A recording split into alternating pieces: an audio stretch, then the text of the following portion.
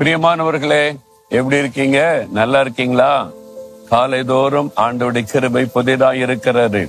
காலையில் எழுந்த உடனே நீங்க துதித்து அந்த கிருபையை பெற்றுக் கொள்ளணும். அப்பதான் இந்த நாள் முழுவதும் ஆண்டவருடைய பிரசன்ன கூட இருக்கும். அது மாத்திரம் இல்ல, நீங்க பல காரியத்துக்கு ஜெபிக்கிறீங்கல்ல, தேவைக்காக, அற்புதத்திற்காக, சுகத்துக்காக, விடுதலைக்காக, என்னென்னோ காரியத்துக்கு ஜெபிக்கிறீங்க.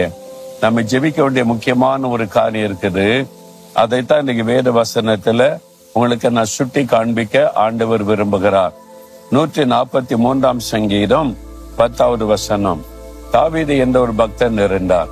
ஆடு மேய்த்து கொண்டிருந்த சாதாரண ஏழை வாலிபனை தேசத்துக்கு ராஜாவா உயர்த்தி அவர் காலத்துல பெரிய பெரிய காரியங்களை அவரை கொண்டு கர்த்தர் செய்தார்.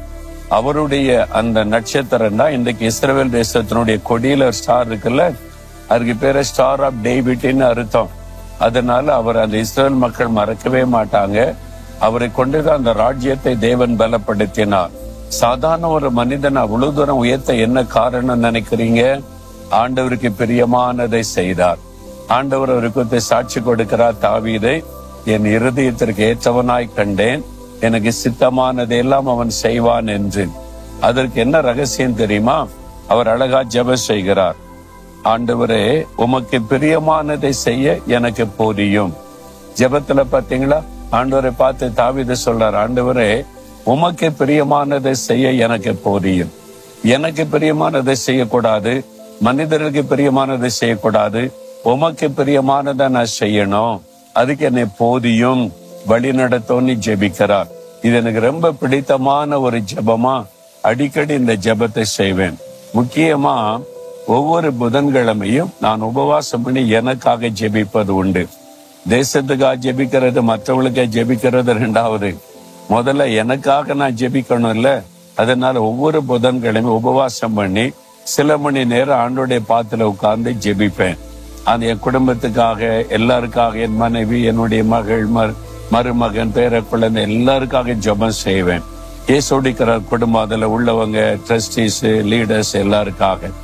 அப்ப எனக்காக ஜெபிக்கும் போது இந்த வசனம் தான், உமக்கு பிரியமானதை நான் செய்யணும், உமக்கு பிரியமில்லாத ஏதாவது நான் செய்திருந்தா என்னை மன்னியும், அதை எனக்கு சுட்டி காண்பியும். கொஞ்சம் காத்திருந்து ஜெபிக்கும் போது சில சமயம் ஆண்டவர் உணர்த்துவார், இது எனக்கு பிரியமில்ல, நீ இப்படி செய்தது எனக்கு பிரியமில்லைன்னு சொன்னா அதை அறிக்கையிட்டு ஜெபம் செய்வேன். இன்னும் அப்படி நான் செய்திடக்கூடாது, உமக்கு பிரியமானதான் எப்பொழுது செய்யணும் ஆண்டவரே அப்படின்னு நான் ஒப்பு கொடுத்து ஜெபம் பண்ணுவேன். இது ரொம்ப முக்கியமான ஒரு ஜெபம். நம்ம ஒப்பு கொடுத்து ஜெபிக்கும் போது ஆவியானவர் நம்மை பொறுப்படுத்து ஆண்டவருக்கு பிரியமான வழியில நடத்துவார். ஆண்டவருக்கு பிரியமில்லாத காரியம் வரும்போது அவரே தடுத்து போட்டு விடுவார். அப்ப சரியான பாதையில் நடத்துவார். உங்க வாழ்க்கையில இதை உங்களுடைய வாழ்க்கையில நோக்கமா கொள்ளுங்க. அடிக்கடி ஜெபிங்க, இயேசுவே உமக்கு பிரியமானதை செய்ய எனக்கு போதியும்.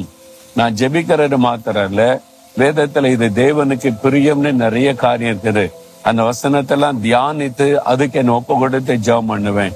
அதுல முக்கியமானது 1 தீமோத்தேயு 2:1-4 வசனத்துல எல்லா மனிதருக்காக ஜெபிங்க, ரட்சிக்கப்படணும், சத்தியத்தை அறியணும், அது நம் தேவனுக்கு முன்பாக பிரியமா இருக்கிறதுன்னு இருக்கு. இந்த மாதிரி நிறைய வசனம் இருக்குல்ல, அதெல்லாம் கண்டுபிடித்து நான் இப்படி எல்லாம் நடக்கணும் ஆண்டவரே நீ ஒப்பு கொடுத்து ஜெபம் செய்வேன்.